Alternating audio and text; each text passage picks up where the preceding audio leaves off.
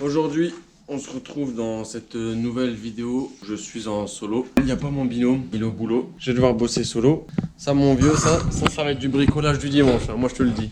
Le programme d'aujourd'hui, ça va être mettre en place le moteur et de m'assurer que au niveau des collecteurs, ça tape pas dans le tunnel de boîte. Si ça passe pas, je viendrai le marteler comme un gros porc. Ensuite, je verrai peut-être pour faire l'installation de la pompe à essence avec le père de Joey, ou peut-être la transmission, on va voir. Et ensuite cet après-midi, si moi j'ai fait mon boulot ce matin, Joey qui vient vers 11 h à peu près, on continuera, on installera le faisceau, on commencera à raccorder tout ce qui est durite, etc.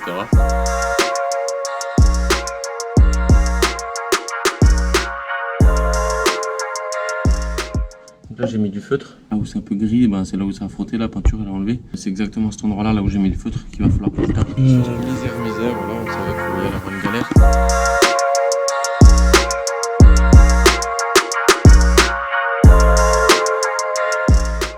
Voilà les gars, donc après avoir soulevé le moteur et du coup l'avoir incliné un peu sur la droite, voilà, on a tapé le tunnel de boîte, ce que ça donne pour que les collecteurs puissent passer. Donc je vais voir, peut-être que je passe un petit coup de peinture et là on va essayer de mettre le moteur en place de nouveau.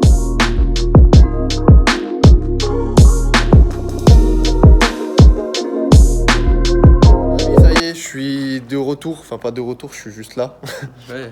Pour continuer avec Justin. Donc du coup Justin il s'est chargé ce matin, je sais pas ce qu'il vous a dit encore, j'ai pas regardé les vidéos, mais du coup il a réussi à mettre le moteur en place, ça y est, tout est nickel. Là-bas ben, ça passe, ça y est, ils ont tapé la voiture avec mon rep de ce que j'ai compris. On va faire ce qu'on va passer à la partie du dessous, donc on va mettre sa transmission qui est juste par là. Bon, elle est déjà sous la voiture. Ouais, là il a ses cylindres blocs de boîte qui sont tout neufs, le support de la boîte qui est là. Donc du coup on va pouvoir passer sous la voiture pour installer tout ça. Mon père il lui a fait juste sa pompe à essence directement, donc pompe à essence gros débit, c'est la même que j'ai sur ma E30, donc comme ça il va être tranquille. Ce qu'il y a à faire sous la voiture, donc je vous montrerai juste une fois que c'est fini parce qu'il n'y a pas trop de place là en dessous. Du coup là, vu qu'on va mettre le support de boîte, on va directement mettre son short shifter avec la tige en dessous pour direct pouvoir la couper et la ressouder si on a besoin. Donc on a plusieurs tiges, donc avec de la chance on n'aura pas besoin de couper et ressouder, ça devrait être pas mal. Donc toutes les tiges qu'on a, elles sont là. Donc je pense que dans tout ça, il devrait y avoir peut-être la bonne longueur si on a de la chance. Sinon, bon, tant pis, on va devoir quand même en couper une et en ressouder une. T-shirt shifter, là ça fait plaisir, tu vois, parce que c'est les petites pièces un peu esthétiques comme ça, tu vois.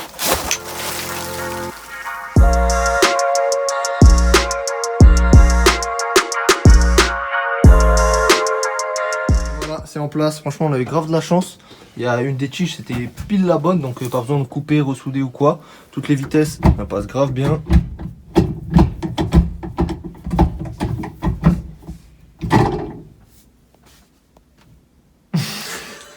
On a fini de fixer la boîte, donc c'est bon. La transmission, c'est fait aussi nickel. Le pont est relié à la transmission, donc en dessous de la voiture, on est vraiment nickel, tout est fait. Il nous resterait juste à mettre le récepteur d'embrayage. Justin, le sien, son ancien, il était mort, donc du coup, en fait, on a oublié de commander, donc du coup, on va en commander un. Donc la prochaine fois qu'il revient, on installera ça aussi. Ensuite, après ça, il nous restera plus qu'à attaquer tout le reste du moteur, donc mettre tout ce qui est faisceau, toutes les durites d'eau, d'essence, tout ça, changer le filtre à essence qui est là-bas. Voir aussi pour l'ADA.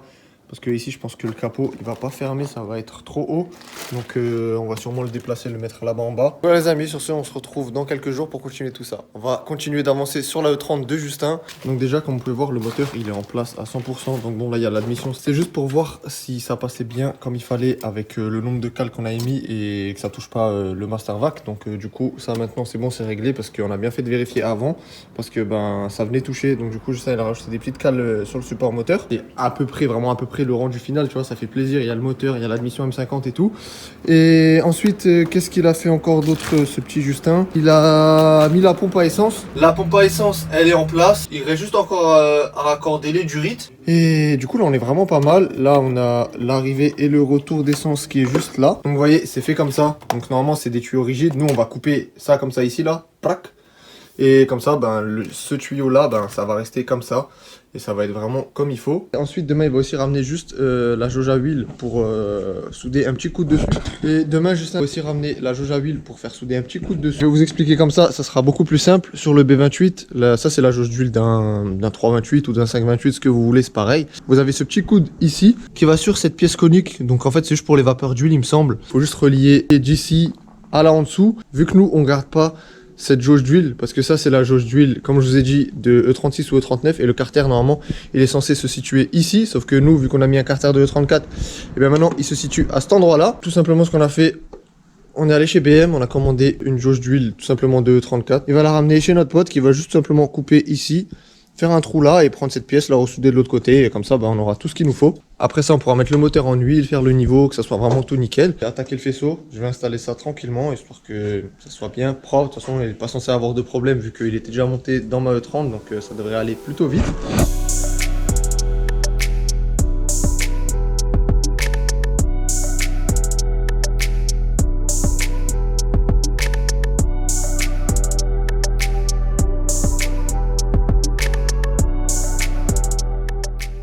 Voilà, le faisceau est en place, enfin il est mis vraiment grossièrement, c'est juste pour qu'on puisse faire un premier démarrage.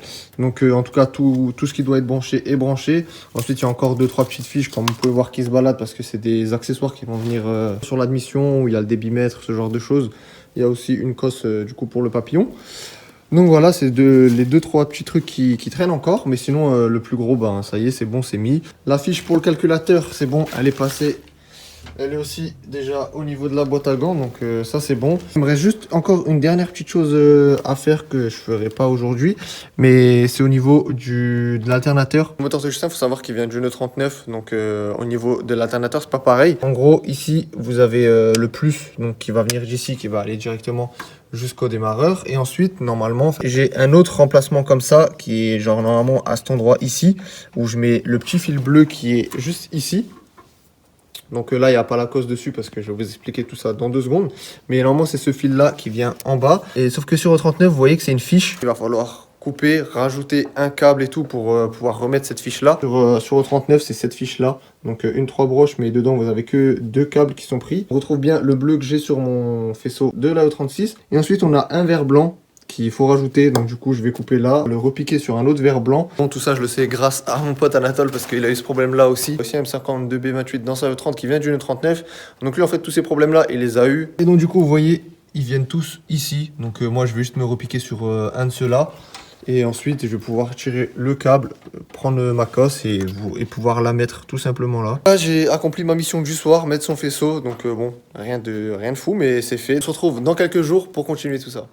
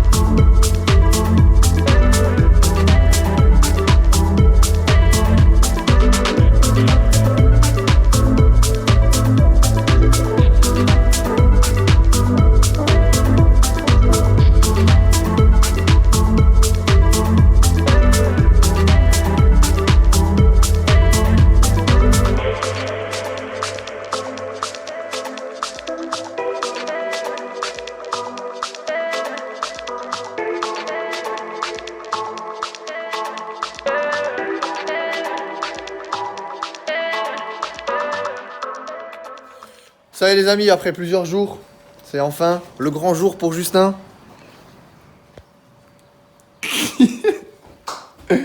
On va enfin pouvoir démarrer pour une première fois son moteur après 2 ans mon gars, ou 3 ans je crois que tu l'as acheté. On va voir si ça tourne. Donc bon, bien sûr les amis, comme vous pouvez voir, et comme je vous l'ai dit plus tôt dans la vidéo, il reste encore pas mal de taf, mais comme dit là c'est vraiment pour tester. Il nous reste juste à mettre de l'huile, de l'essence et ça va être bon. Donc bon, de l'huile là, j'ai dit à Justin, te casse pas la tête, prends de l'huile la moins chère que tu trouves. Voilà, c'est juste de l'huile pour faire tourner comme ça, bim. Après on vidange cache et là il mettra de la bonne huile une fois qu'il pourra bien rouler. Et frère, t'as pris une huile. C'est de l'huile du Lidl pour faire des frites. Frère, j'ai jamais vu une huile, il n'y a même pas de marque. Allez hop. J'ai deux doigts d'en mettre partout là. Alors dans un premier temps, on va débrancher la pompe à essence juste pour que l'huile elle puisse monter bien comme il faut, enfin qu'il y ait la pression d'huile. Comme ça au moins au tableau de bord on pourra voir que le voyant il sera éteint. S'il s'éteint, qu'on a bien de la pression dans le moteur, on viendra rebrancher la pompe à essence et du coup à ce moment-là essayer de démarrer.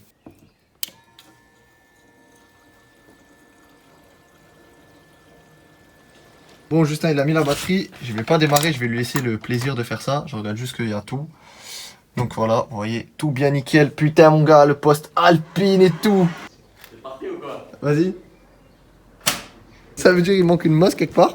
Il manque une masse. Putain, je crois qu'elle marche pas trop cette masse là. Ouais, elle marche pas. On est le lendemain les amis, on va pouvoir essayer de trouver la panne, enfin trouver le problème que ça peut être. On démonte son admission et on revérifie tous les câbles, et on teste aussi son démarreur pour voir. Le motard fou. Vas-y, maintenant fais comme si tu démarres. Face Ouais. dessus. Ah, je suis dessus là. Ouais, bah il envoie le jus. 11,44, il envoie le jus. Donc ça c'est bon. Mais c'est le démarreur peut-être qui est mort. Ouais. Ouais, c'est le démarreur qui est mort. Avant de le démonter, ce qu'on va faire, on va juste mettre un petit coup de marteau dessus, voir si ça le débloque ou s'il se passe quelque chose. Et sinon, si ça fait rien, on va quand même le démonter pour tester dehors. Je te laisse mettre un petit coup de marteau. Attends, prends une petite rallonge, comme ça tu te feras chier. Ouais, tu peux te mettre cache là entre les deux trucs là. Ouais. Un petit coup. Voilà. On va tester, peut-être ça change quelque chose, peut-être ça change rien. Au moins, on aura essayé. Au moins là, on entend que le démarreur il veut se lancer, chose qu'on n'avait pas avant. Attends, je réessaye avant que tu retapes. On va voir maintenant si ça le refait ou pas. Comme ça, on sait si c'est lui qui bloque ou pas. Tu vois? Attends, regarde, je vais le débloquer. Débloqué là. Oh Vas-y, je vais le niquer, attends. Attends, non, c'est bon, c'est bon, c'est bon. Si on remet ton admission, on peut le démarrer. Ouais, mais ça met beaucoup de vis là encore. Frère, je te le fais 5 minutes, c'est mis. Je coupe la caméra et je te le fais. Parce qu'en fait, Justin, il doit partir là maintenant. On coupe les amis, comme ça, Justin, on peut ça démarrer veut avant dire, qu'il bouge. ouais, C'est bon, on a tout remonté. C'est good. Donc, pompe à essence, elle est débranchée. Donc, comme je t'ai dit, je vais juste tourner. Tu regardes le voyant s'il s'éteint bien. Et après, on mettra la pompe à essence. Vas-y.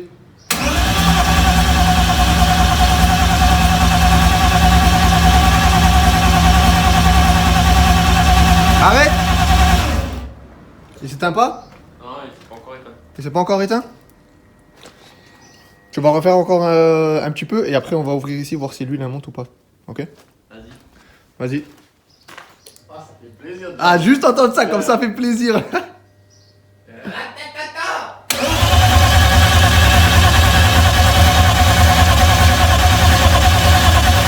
C'est bon? Vas-y, on va ouvrir celui-là. Tiens. Tiens, bro. Celui-là. Normalement, avec ce qu'on a tourné, t'es déjà censé avoir de l'huile qui est montée. Voilà, mon coco, il y a de la pression d'huile. On peut mettre la pompe à essence pour essayer de démarrer. Là t'as ouvert, avoue, t'étais trop content. Ouais, grave. De ouf. Par contre, c'est bizarre qu'il s'est pas éteint le voyant. Déjà, ça, c'est une bonne chose. Même si le voyant il s'est pas éteint, au moins on sait qu'il y a de l'huile qui monte. On verra après, une fois que ça démarre, s'il s'éteint ou pas. Bim, pompe à essence. Oh là là, je suis content de ouf. Si jamais elle démarre pas, on démontera le petit téton là. On appuie comme je t'ai montré hier, tu vois. Ouais, voir si ça. Voir s'il y a de l'essence qui sort ou pas, tu vois. Vas-y, quand tu veux.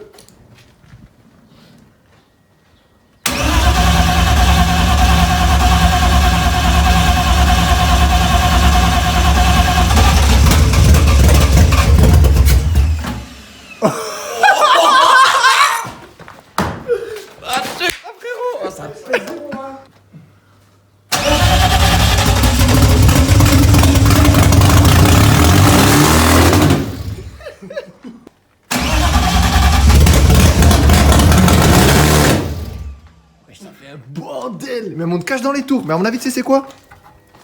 Je t'ai dit qu'il y a ta durite d'eau qui est appuyée là-bas. Attends, on va essayer de le remettre. La durite de l'actuateur de ralenti était dehors. On a essayé de la remettre à peu près bien. C'est celle-là qui est juste ici. Mais vas-y, pour l'instant ça passe. On la remettra bien après.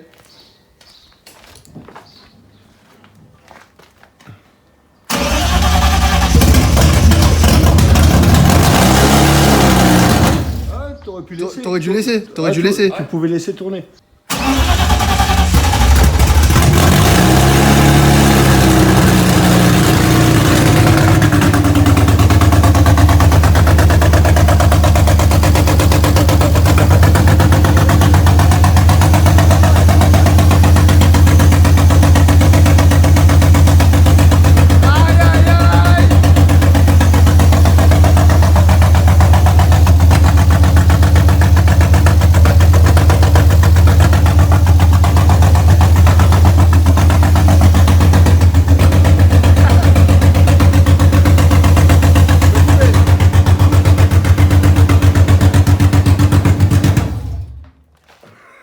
Ah, c'est bon, et le voyant d'huile, il s'était éteint. Ah, j'ai même pas regardé. Si, le voyant d'huile, il s'est éteint, j'ai regardé. Mais non, là, ça fume, c'est normal, c'est parce Mais que c'est toutes c'est les toute la cochons. merde qu'il y avait sur le pot. Et là- Voilà, les frérots, premier démarrage réussi avec succès, franchement. Trop content que la voiture elle a démarré cash, on n'a pas eu de galère ou quoi, on a bien tout monté. Juste le petit démarreur qui nous a fait une feinte, mais sinon à part ça vraiment tout est nickel. Voir si Justin voudra le changer tout de suite ou laisser ça pour l'instant. Et désolé les amis, vraiment, je filme tellement sur plusieurs jours et même plusieurs semaines. Justin il est là, il fait des choses et après moi faut que je vous les réexplique, mais si je vous les réexplique juste à me regarder parler, c'est pas trop intéressant pour vous non plus. J'essaie de faire mon maximum dans les montages pour que ça soit quand même assez cool à regarder pour vous. Pour ce, on se retrouve très vite pour une nouvelle vidéo. Nous, de notre côté, on va continuer l'AE30 de Justin. Il y a une autre vidéo qui va arriver encore de l'AE30 de mon pote Anatole. Parce que dans les commentaires, vous m'avez demandé qu'on fasse la vidéo. Donc, bien évidemment, on va vous faire kiffer. On va vous faire la vidéo. Et on va aussi s'occuper encore de ma E30. Il y a pas mal de choses qui vont arriver dessus. Et voilà, hein, déjà on va faire un petit check-up de après sortie. On va essayer de fiabiliser un max tous les problèmes que j'ai pu relever durant la première sortie. Il y a 2-3 petites choses à améliorer. Et après, il y aura des nouvelles pièces qui vont faire très plaisir que je vais installer dessus. Là, sur ce les frérots, passez tous une bonne semaine et on se retrouve dès la semaine prochaine pour une nouvelle vidéo.